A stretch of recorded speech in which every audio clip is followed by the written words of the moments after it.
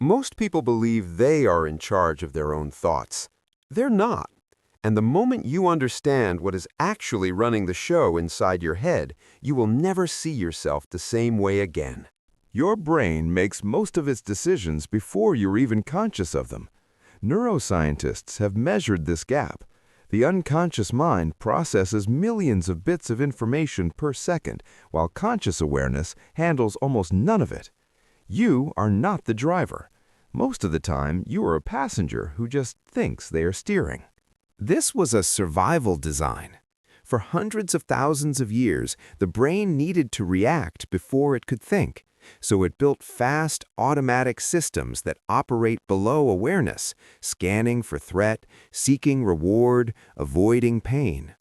Those systems are still running today in every room you walk into, every decision you make, every relationship you navigate. The problem is the world changed. The brain did not.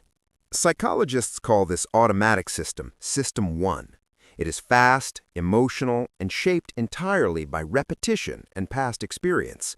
Every fear, every pattern, every belief absorbed in childhood lives inside it. It fires before logic gets a chance to respond. This is why intelligent people make emotional decisions. This is why knowing better does not always mean doing better. But the research also shows the brain is not fixed, it is plastic. Every time you interrupt an automatic reaction and choose a different response, you are physically reshaping the architecture of your brain. Scientists studying long-term meditators found measurable differences in the regions responsible for attention and self-regulation. The people who trained their minds to pause had literally grown the part of the brain that makes pausing possible. The Stoics understood a version of this without brain scans. You cannot always control what happens to you. You can always control how you interpret it.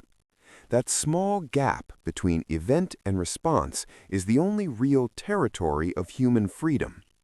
Every wisdom tradition that has ever produced lasting insight has arrived at some version of that same door.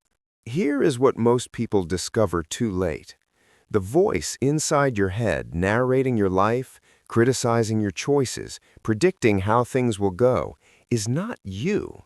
It is a pattern, a collection of old data running on a loop. You did not choose most of what you believe. You absorbed it from your environment, your upbringing, your culture, before you were old enough to question any of it.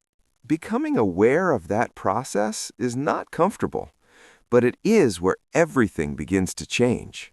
Research on psychological flexibility consistently shows that people who can observe their own thoughts without being consumed by them experience less anxiety, stronger relationships, and far greater resilience.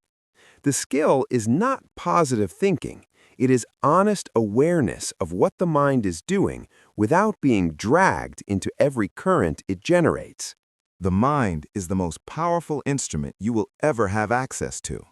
But it will run on old programming forever unless someone decides to look honestly at what is operating inside and ask whether it still deserves to be in charge. That moment of looking is available right now.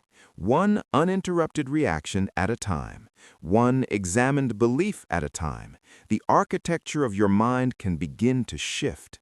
And that, according to every science and every wisdom tradition that has studied human beings, is where everything else starts.